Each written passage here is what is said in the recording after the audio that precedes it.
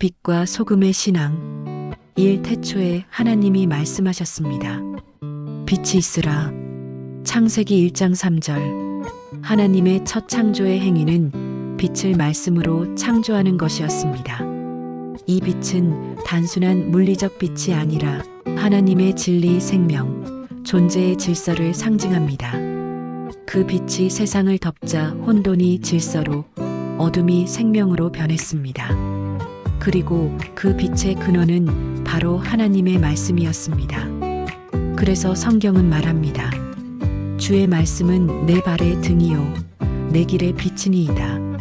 시편 119편 105절. 말씀은 세상을 밝히는 빛이요 그 말씀을 따르는 사람은 어둠 속에서도 길을 잃지 않습니다. 이 예수님이 오셨습니다. 참빛이 세상에 왔다. 그 안에 생명이 있었으니 이 생명은 사람들의 빛이라. 요한복음 1장 4절. 예수님은 말씀 자체로 이 땅에 오신 분이셨습니다. 그분은 어둠 속에 갇힌 세상에 하나님의 진리의 빛을 비추시며 나는 세상의 빛이라고 선언하셨습니다. 하지만 예수님은 그 빛을 혼자 비추지 않으셨습니다. 그 빛을 믿는 자들에게 이렇게 말씀하셨습니다. 너희는 세상의 빛이라. 마태복음 5장 14절. 하나님의 말씀을 받은 사람은 이제 세상을 비추는 빛의 사람이 되는 것입니다. 빛은 어둠 속에서 숨지 않고 드러나며 그 존재 자체로 방향을 제시합니다. 하나님의 말씀을 품은 사람은 그 말씀의 빛을 세상 속에서 반사하며 살아가는 사람입니다. 그런데 세상은 여전히 부패합니다. 그래서 소금이 필요합니다. 세상은 단순히 어두운 것뿐만 아니라 썩어가고 있습니다. 죄와 탐욕, 거짓과 불의가 세상을 점점 무너뜨립니다. 그래서 예수님은 또 이렇게 말씀하셨습니다. 너희는 세상의 소금이니. 마태복음 5장 13절. 소금은 조용하지만 강한 힘을 가집니다. 음식이 썩지 않게 막고 더러운 것을 정화하며 생명을 지켜줍니다. 그리고 무엇보다 소금은 언약의 상징이었습니다. 내 모든 소재물에 소금을 치라. 레위기 2장 13절. 소금은 변치 않는 하나님의 말씀의 신실함을 나타냅니다. 세상이 변하고 흔들려도 하나님의 말씀은 썩지 않으며 그 말씀을 붙드는 사람은 세상을 보존하는 존재가 됩니다. 소금은 눈에 잘 보이지 않지만 없으면 세상은 썩고 무너집니다.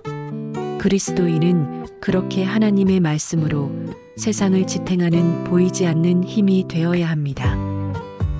빛은 말씀을 드러내고 소금은 말씀을 지켜냅니다.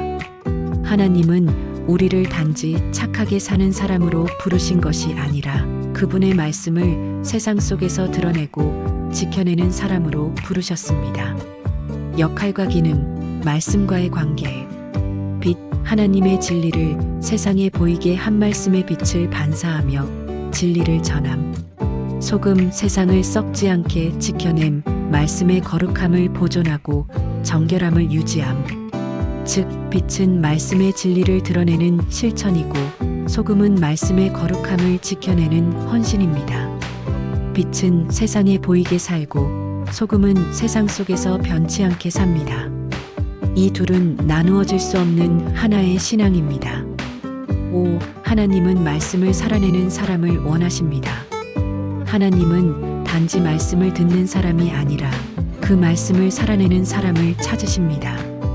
그 사람이 바로 세상의 빛과 소금입니다.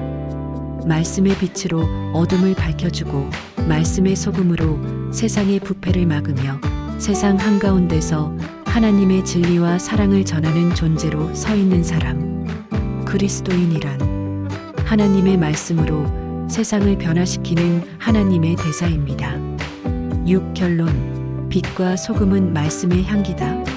소금이 맛을 잃으면 아무 쓸모가 없고 빛이 숨겨지면 세상은 어둠 속에 머무릅니다. 그래서 예수님은 말씀하셨습니다. 이같이 너희 빛이 사람 앞에 비치게 하여 그들로 너희 착한 행실을 보고 하늘에 계신 너희 아버지께 영광을 돌리게 하라. 마태복음 5장 16절. 결국 빛과 소금은 하나님 말씀의 향기입니다. 그 향기는 사람들의 마음을 깨우고 그 빛은 사람들의 길을 인도하며 그 맛은 세상에 생명을 불어넣습니다. 즉, 빛은 말씀을 세상에 비추고 소금은 말씀을 세상 속에 스며들게 합니다. 하나님의 의도는 빛 말씀의 진리를 드러냄, 세상 속에서 하나님을 증거하라. 소금 말씀의 거룩함과 언약의 신실함, 세상의 부패를 막고 생명을 지켜라. 결론, 말씀의 삶, 말씀을 살아내는 존재로 세상을 변화시켜라. 빛과 소금의 삶이란 하나님의 말씀을 붙들고 세상 속에서 그 말씀을 살아내는 삶입니다. 말씀이 우리의 내면을 지키는 소금이 되고 그 말씀이 우리의 삶을 통해 세상에 비치는 빛이 될 때 그것이 바로 하나님께서 원하신 참된 제자의 모습입니다.